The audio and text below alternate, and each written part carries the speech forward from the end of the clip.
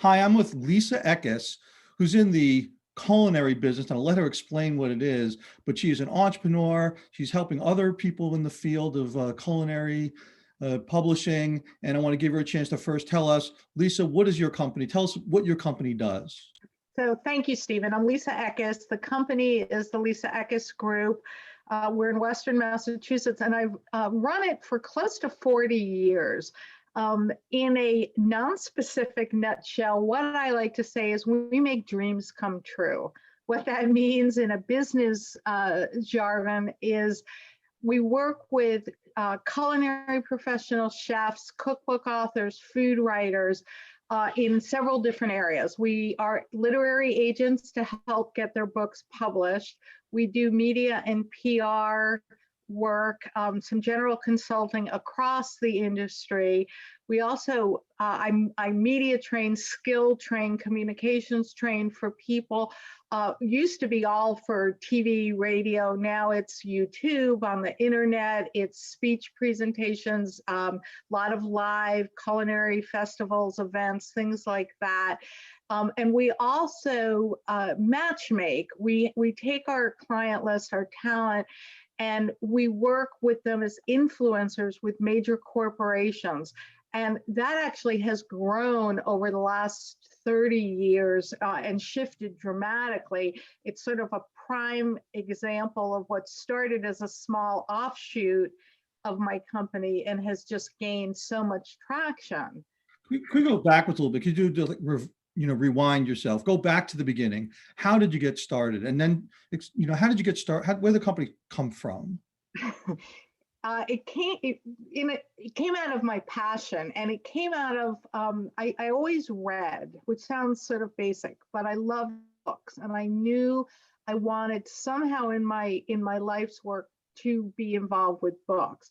What that did was take me into publishing specifically, and then the culinary part developed as a specialized niche a few years into my business. When I was at college, I went to Barnard in New York City, and I did an internship. Nowadays, everybody does internships, and by all means, it's a great way to not only learn what you like and test your hand and your knowledge base in, but also can tell you what you don't like. I ended up with an independent literary agent in Manhattan, and I started part-time over a Christmas break. It was supposed to be 1 month. Absolutely fell in love with the work, the books, the whole environment. And I ended up staying on for a part-time paying job for 2 years through the rest of my college time.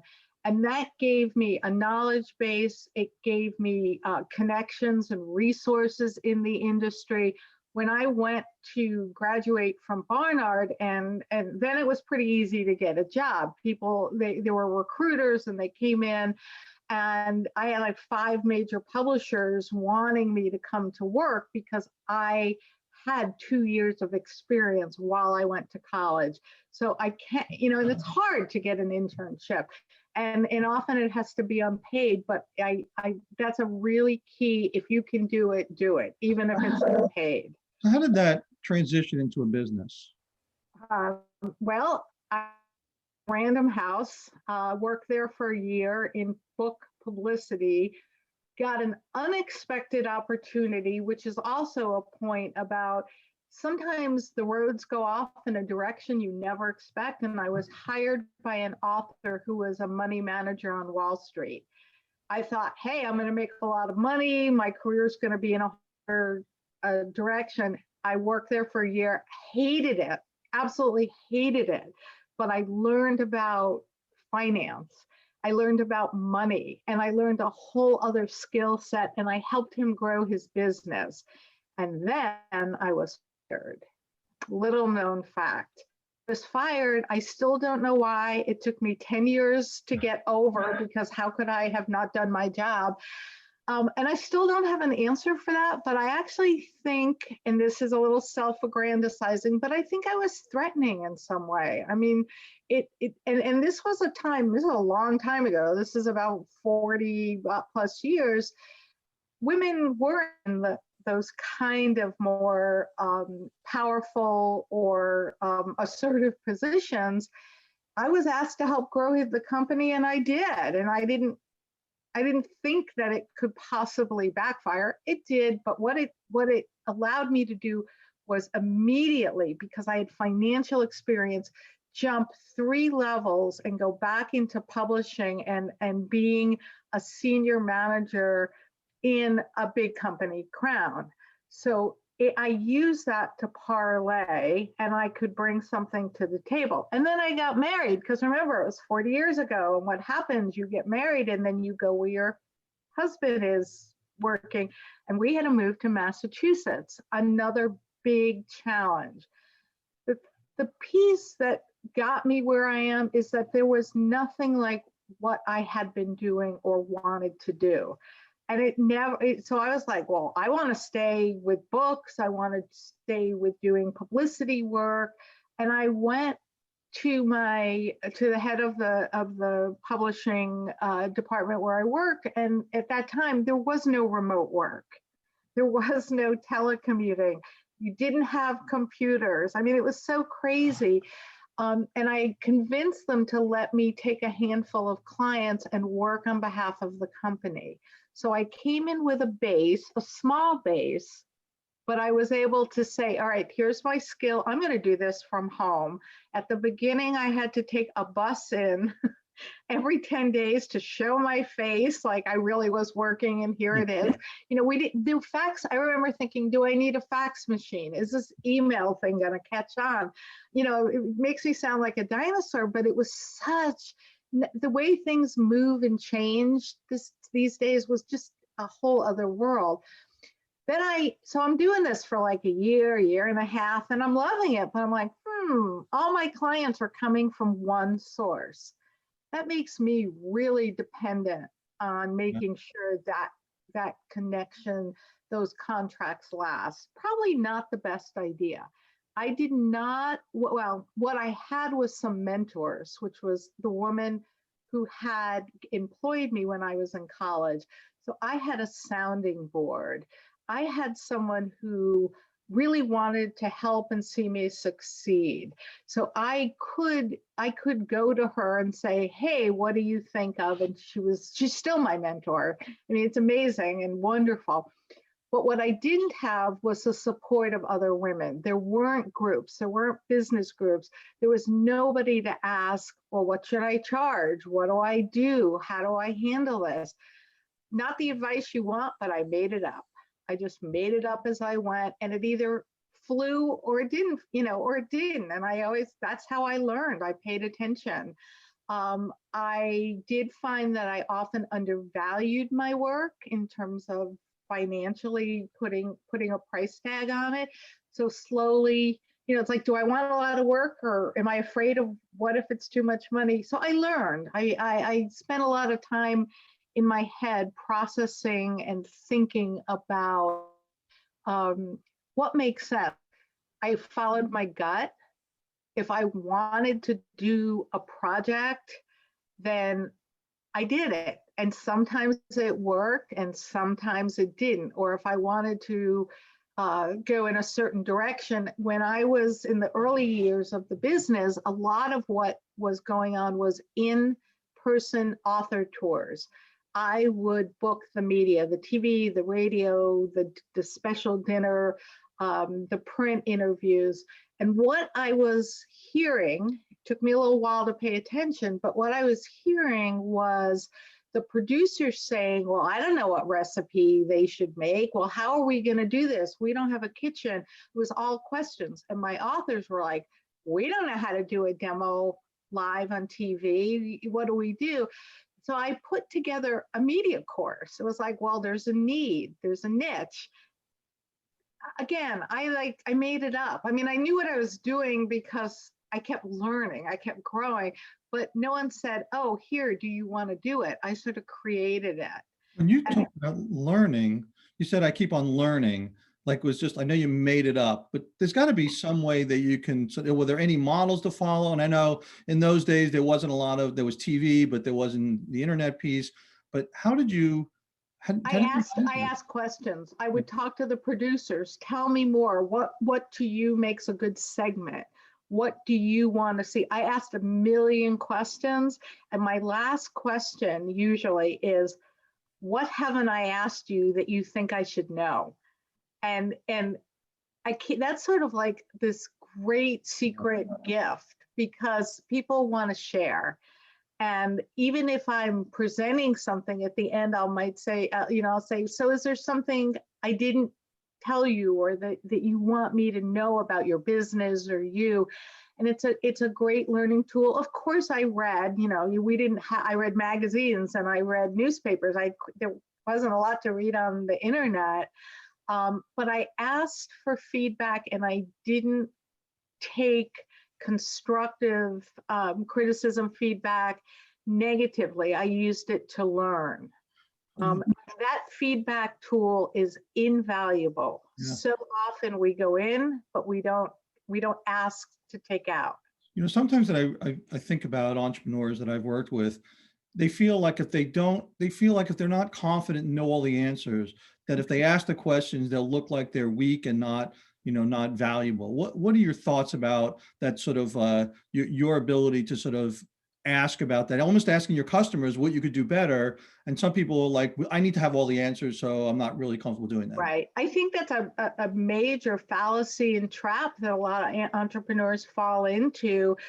It took me many decades, but to actually realize that what we're talking about is vulnerability, and vulnerability can be a strength, not a weakness. We tend to think of it as a weakness, but if I say to you, Stephen, I don't understand accounting 101. Can you help me?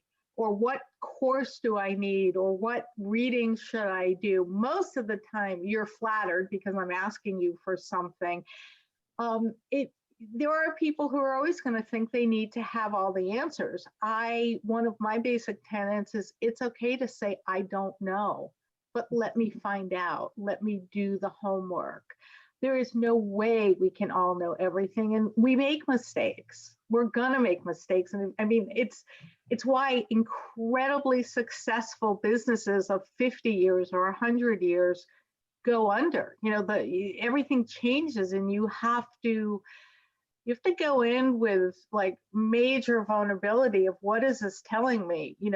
How do I respond? And I mean, the talent representation side of my business, I started 3 different times. And each time I sort of shut it down because it wasn't making enough money. I just couldn't figure out how to market it in a way that worked. And in the end, the same way I started it is what we're doing today, but the timing wasn't right. I was sort of ahead of what the companies needed. They didn't understand necessarily that I could bring them an asset.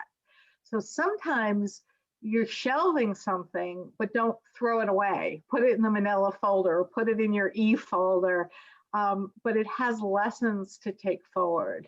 So, this issue, I'm gonna go back to the mentorship that you have. What's the best way? I know there's like tons of mentor programs out there for entrepreneurs, some informal, right, some formal. What is the best way to, I don't want to say manage a mentor, but what's the best way for a founder to sort of work with a mentor, find a mentor, and then help them help you better than not helping you? What do you think is the sort of your magic for making that work? I think respect, not taking advantage, not asking for too much time, not assuming they're going to write the program for me or give me the answers, but really have respect for what someone offers, and there are different kinds of mentors. People often on larger companies, as they grow them, have a board of directors.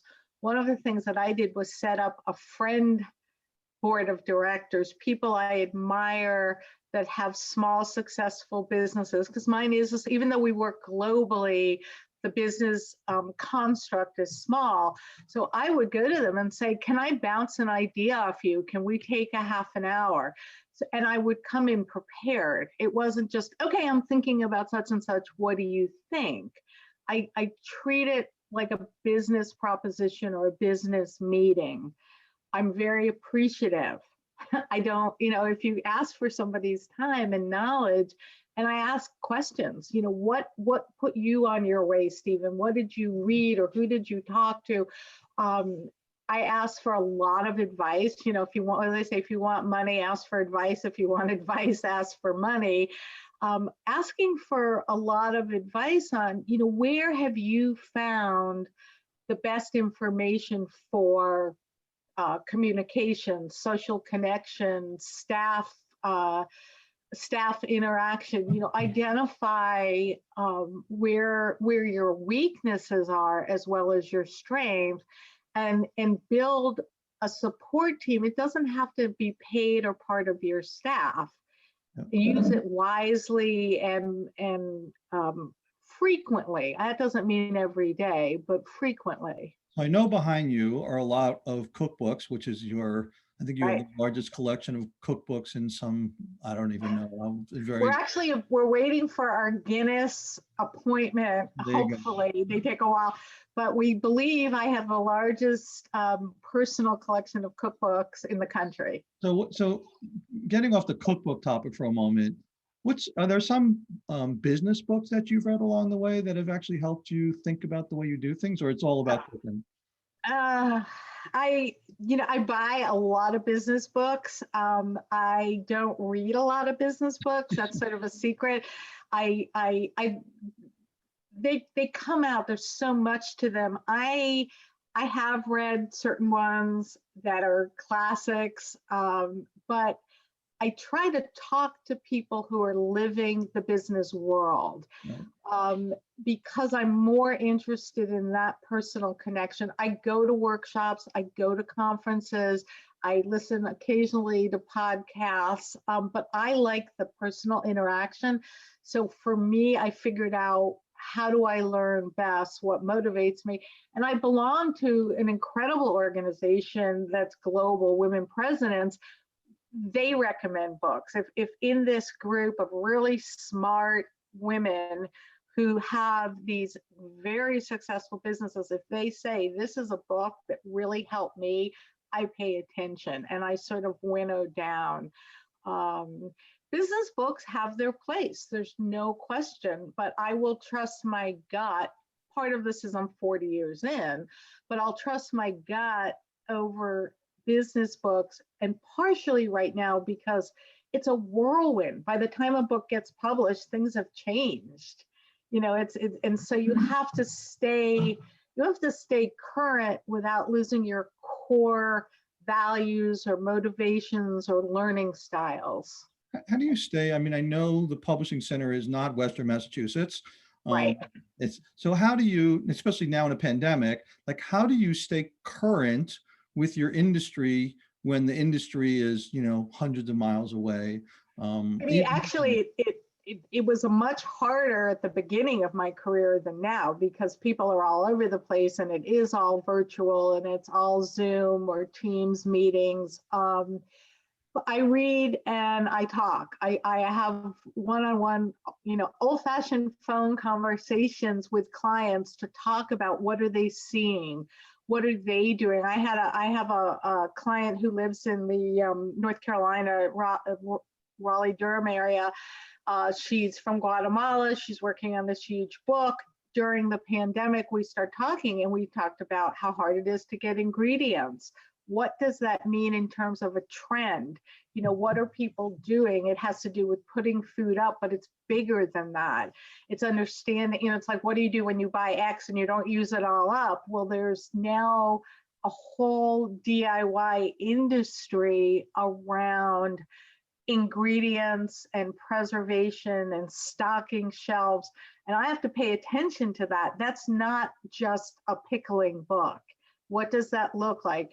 Is that going to go into architecture and design of how people are, how they're using their homes and their space. So I have to pay attention to that. I read a tremendous amount, and I talk a tremendous amount, and I try to listen at this point to workshops that are relevant in my industry. You read, you mean you read cookbooks to find out what other people are doing, or read things about? I read a lot of things online. I mean, I prefer to read in what I call real hard copy, but newsletters, blogs, things that the daily trends of what's going on, to see where there's repetition. I look around me. You know, I'm not at the grocery store nearly as much, but I look around me. What's shifted? What's, you know, what does that tell me about how people are thinking about cooking and food? There's no more tours anymore, you know, TV is, I mean, there's a million channels, but the way we would have somebody say on 3 local TV shows, that just doesn't exist in markets. So what's the shift, and how do I get my clientele to be on and in the most current mechanisms of sharing their information, their cookbook, their food philosophy, their weight loss strategy, any of that. So if you were starting a business again, or someone who's starting business again, or starting from the beginning, when you think about the trends in food business, food industries, what are the areas? I mean, the pandemic is one thing, post-pandemic is another thing. What do you think? And I've seen a lot, you know, being a professor of entrepreneurship, I see a lot of students coming up with new products and trying to get, you know, more sustainable products or healthy products or whatever it is. What are the trends for entrepreneurs that they should be looking at? Where might the opportunities be beyond being an author, but where might the opportunities be? Right, there's a lot of opportunity for products, no question about it. And then, you know, first there's a product, and then there's a how to use it or how to integrate it into your life. And I mean, certainly, you know, more things that are more healthful and are more sustaining. We have gotten into an environment economy where everything's disposable. And if you think, you know, and from razors to, you know, the container something comes in, but as the environment is not only more impacted, but people care more, I think I hope we'll go back to items that have a longer shelf life, that have more sustainability, that isn't just throw out what I used once or twice. I think that's where we're going. I'm flabbergasted and thrilled at all the new aspects in food and in health and wellness. I mean, when I hear ideas, some from your students, and I'm like, wow, that's really great. And next thing I know, it's like, well, yeah, it actually exists. People are pushing forward, and wellness, health, that all relates. One of the other things I wanted to say, because I know you work globally, and so do we, is when I look for food trends, it's interesting, where there is conflict is where a lot of new food trends come from. If you think about the Middle East, and you think about Syria and Lebanon and Israeli food, it's very interesting how food preferences and items travel. And as this pandemic has dramatically impacted the supply chain, the distribution chain, that's an opportunity for innovativeness. Well, And I don't have the answers for it, but there's so much that's changing. I'd like to understand that a little bit. So where there's conflict comes around new trends in food. What does that mean? That people don't have work, so they're trying to create companies and starting up new businesses? But not really. It means that whether we have people in this country that go over to fight, to negotiate, to whatever the role is, but as it's both the physical people in a place and what they are exposed to in food and ingredients and dishes, but it's also if there's a focus on an area, most of the time what comes out of it is not just about the latest equipment in tanks, or there's a place that these people are stationed and live and work in, and the ingredients end up coming over. I mean, it's when the soldiers came back, I don't know, I'm bad at history, but when pizza came in, it wasn't pizza the way it was in Italy, but it was because there were taste preferences that were brought back to this country from people who had lived abroad, and they wanted to replicate them. Some of them brought in authentic products, but 40 years ago, there wasn't a lot of space for that authenticity. Chuck Williams of Williams Sonoma, who was like, wow, I can import products from France first, and then he expanded, but he had the people in the country have to be ready for it. There has to be a mechanism for informing and educating. And so it very much relates to my going down the road of food, because nobody was paying attention really to cookbooks, to the people writing about food. And I took that just because I loved it, not because someone said, here's a great open area of opportunity. And I paid attention, I made it special. I figured out how to promote and put these experts in front of people in the newspapers, the magazines, the television, and they in turn, opened the eyes, opened the palates, got people to understand different ingredients and cook differently. This was long before the Food Network, believe it or not. So as you help prepare the next generation to inherit your business, how do you, your daughter, I think, is moving into. Sally is a partner in the business. So how do you help her learn about the industry and learn about business, and not just your gut, but teaching her how to have her own gut, but also how to sort of navigate the world? What's the best way for young people? I mean, family business is big around the world. And the question is, how do you prepare? You have to go bigger. You can't, if she just followed me, we wouldn't succeed. She won't succeed because it's so different. I have this couple of different expressions. Like I always say, people say, keep the door open, don't just walk away, keep the door. And I sort of say, keep the doors and the windows open. Windows are harder to get through, but there's a lot more of them. So, look around your space. Don't just think outside the box. Think about getting rid of the box, because we were raised in think outside the box, but what if there wasn't a box? So having, I'm not nearly as smart and up to date on all the current mechanisms, technology, and that also has to do with trust, trusting that what is new now, that, I don't really care about learning all the mechanisms of how to do online Zoom calls. What I care about is sharing my knowledge. So how do you build a skill set that's needed? It's absolutely needed within our company.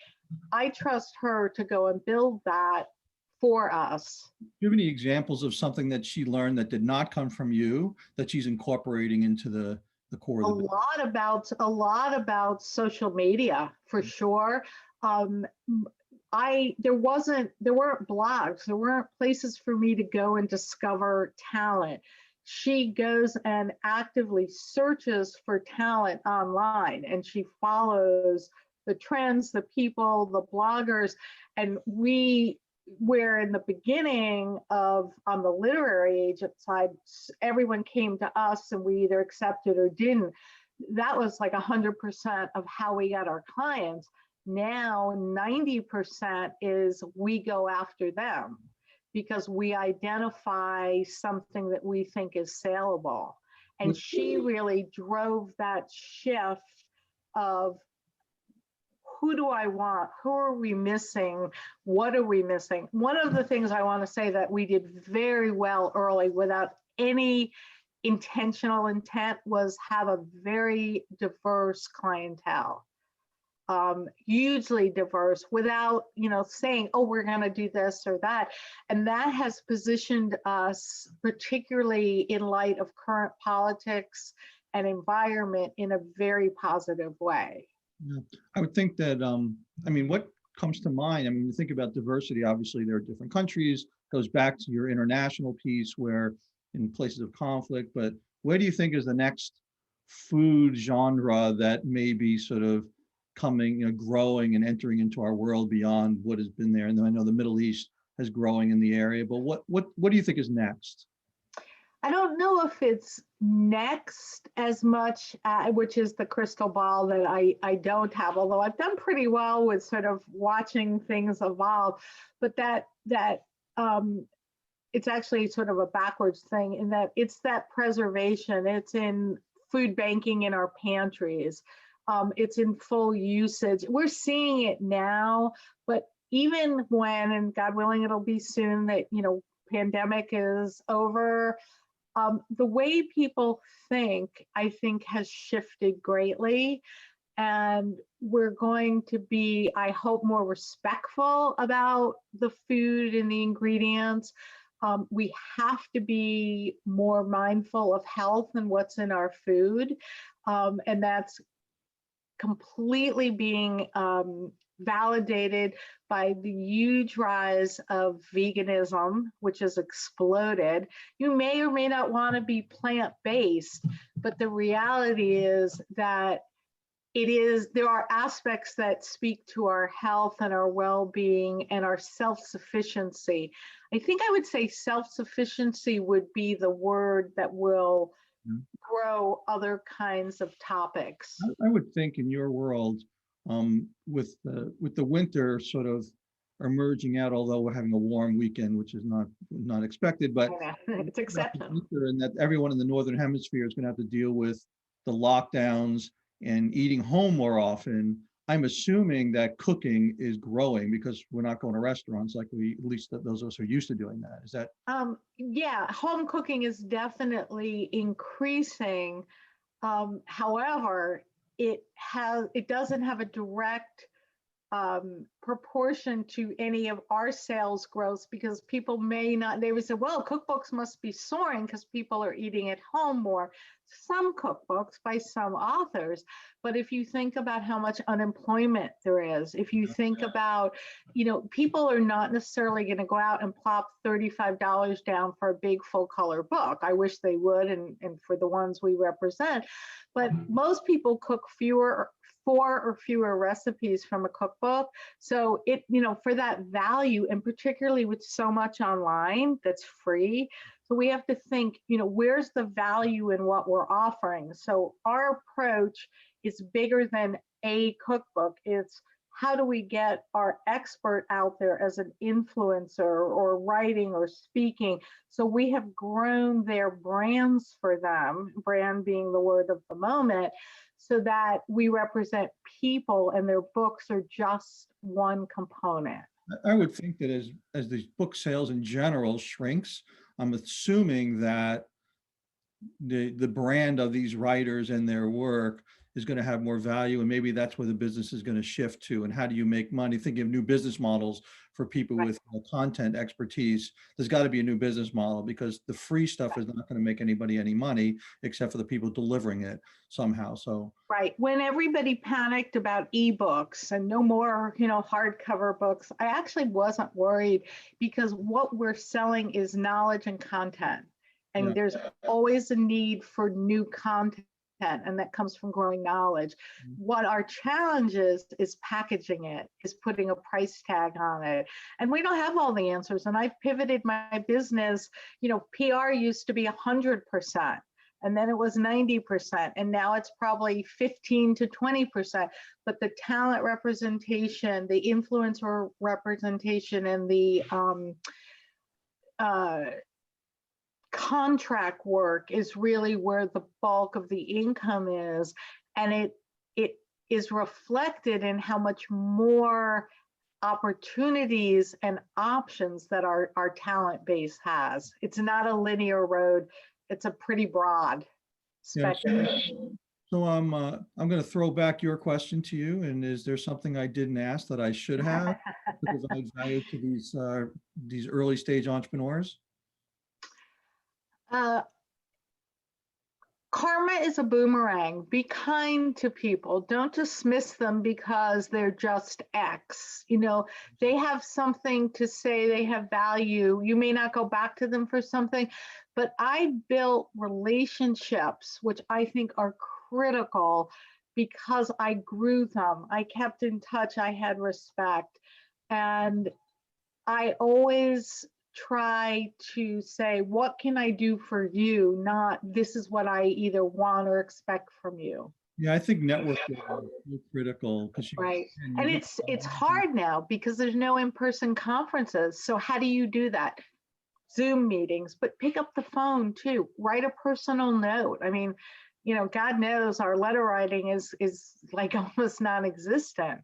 yeah. That touching of people in various ways can have unprecedented benefits. Yeah, that's great. And I wouldn't say I'm a good letter writer, but I am a good keeping in touch with people and Right. email. Everyone has a different way. The Yeah. other thing I do is when I'm in a Zoom meeting and I hear someone introduce themselves, like that's an interesting person. I'll send them a private chat and say, "Can we have a meet? Can we connect in a week?" And that's Right. a good way to meet new people. But Right. it's, who knows what the next technology is going to be that makes these meetings a little bit more. I hope it's not a virtual hug, but somehow we get real hugs because I'm missing that physical connection. Yeah, I think the one thing I just want to respond to, which, and then I want to thank you for your time, but I want to say that I think young people don't think they could learn from the wisdom of more seasoned professionals. And I think that one thing that I learned in talking to You folks think like they can't they don't, learn? and they think they think, oh, you don't know what you're talking about in this world. It's a new world.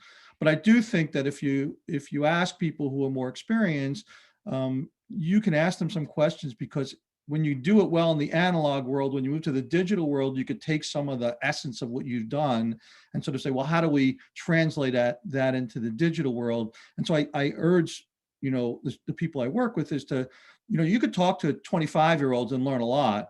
You could turn to a 60-year-old and learn a whole bunch of other stuff. And your Right. job is to navigate what piece of information is going to help you move forward. So Right.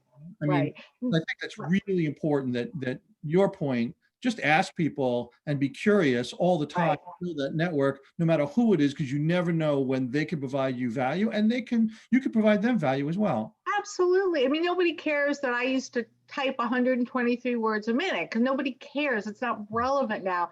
But the idea that I talked to an entry level person and grew with her in a relationship through till she was head of a magazine, that has relevance. That's about relationship.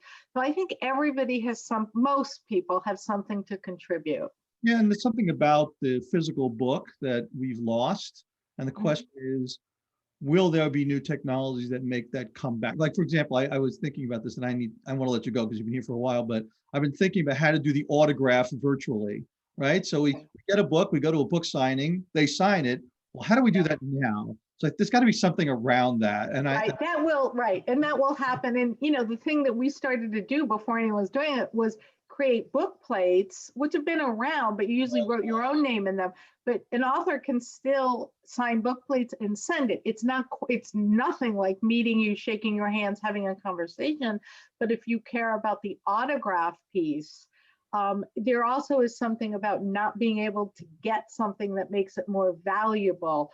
So if there's a technology in a distribution system that allows books to cycle through maybe 500 or 1,000 books cycle through an author's home and they sit there and do it. There'll be other ways to get this to people's hands that we don't know about yet. yeah, thank you. Great thoughts and great learning process. And look Thank you. to see what your daughter does with the business and how it I flourishes. just say keep the passion. The passion for what you do is everything. Thank you very much. Have a good day. Thanks, Stephen. Okay.